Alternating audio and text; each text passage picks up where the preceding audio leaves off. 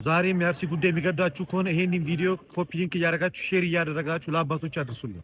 አባቶች ድንግል ማርያም ምስክሬ ናት፣ መፍራት በእናንተ አያምርም። ድምፅ አለመሆን በእናንተ አያምርም። መንጋውን ችላ ማለት በእናንተ አያምርም። ይሄ ጩኸት የኛ ሳይሆን የእናንተ ነበር ዛሬ መሆን ያለበት።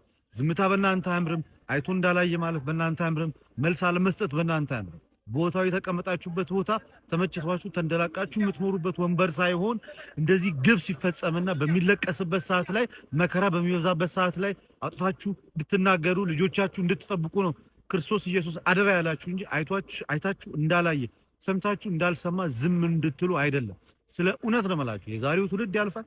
የነገው ትውልድ ግን ስማችሁን ለዘላለም በማይረሳ መንገድ ነው የሚያነሳውና አባቶች መፍራት ዝም ማለት በእናንተ አያምርም። አሁንም ድረስ በሰቆቃ ነው ያሉት፣ እየሞቱ ነው ያሉት ከህፃን እስከ አዋቂ። ቤተክርስቲያን እየተቃጠለ እናንተ ግን የተለያየ አይነት ስራ ላይ ሆናችሁ ይሄ ተመረቀ ይሄ ተከፈተ ማለት በእጅጉ በጣም የሚያሳፍር ነውና አባት እንደ አባት ቆፍጠን ብሎ ካልተገኘ ምን አለ ታዲያ? ምን ነው የሚያስፈራችሁ? እናንተ ለዓለም እኮ የሞታችሁ ሰዎች እኮ ናችሁ። ልጆቻችሁ እኛ ብቻ ነን። የሥጋ ልጅ የላችሁ ምን የላችሁ።